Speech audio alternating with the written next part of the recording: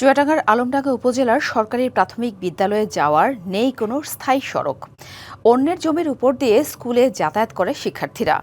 মালিকানা দ্বন্দ্বে অস্থায়ী সড়কটিতে দেয়াল দেওয়ার কারণে বাড়ছে ভোগান্তি। এতে দিন দিন কমছে শিক্ষার্থীর সংখ্যা।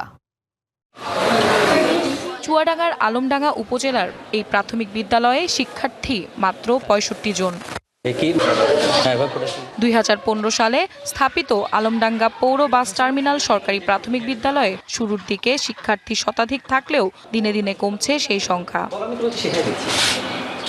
বিদ্যালয়টির নিজস্ব ভবন থাকলেও নেই স্থায়ী সড়ক। অন্যের জমির ওপর দিয়ে ক্লাসে যেতে হয় শিক্ষার্থীদের। আমাদের স্কুলে যাতায়াতে খুব সমস্যা হচ্ছে। স্কুলের রাস্তায় ইট দেওয়ার কারণে আমাদের ওই দোকানের পাশ দিয়ে ঘুরে আসতে হয়, এবং বৃষ্টি হলে খুব কাদা হয়। অমিন দিয়ে কিছু কিছু মানুষ যেতে পারে না। আগে আমরা সুরক্ষিতভাবে আসতে পারতাম, এখন ইট দেওয়ার কারণে আমাদের আসতে অসুবিধা হয়।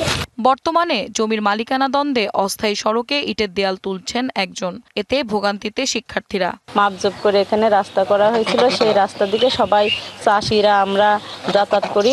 এর মধ্যে হঠাৎ ঈদের এই রাস্তা অনেক সময় হবে বলে কিন্তু হয় না। এই রাস্তাটা অন্য লোক দখল করে রেখে ইট দিয়েছে, কিন্তু আমরা আর ওই বাসাতে যেতে পারি না। রাস্তাটা তো এখন আমাদের সবার জনগণের রাস্তা, সবার জন্য, কিন্তু উনিরা জোর করে রাস্তা দেবেন না, তাই জন্য ওনাকে ঘিরে রেখেছে, হাঁটতে দেবে না।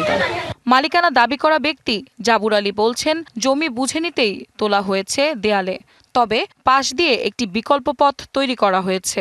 আমি 5টা লেবার নিয়ে যাই, এক গাড়ি একটা রাবিশ কিনে যাই, 5,000 টাকা দিবাই, বুঝলেন? কিনে যাই, আমি রাস্তাটা করে দিয়েছি।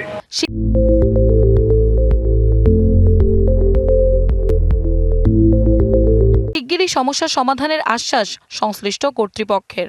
যেহেতু স্কুল বন্ধ ছিল, ফোনের মাধ্যমে জানার পরে আমার যে উপজেলা শিক্ষা অফিসার মহোদয়, উনি আমাকে প্রথমে জানানোর পরে আমি বলছি, স্যার আমি বিষয়টা শুনেছি।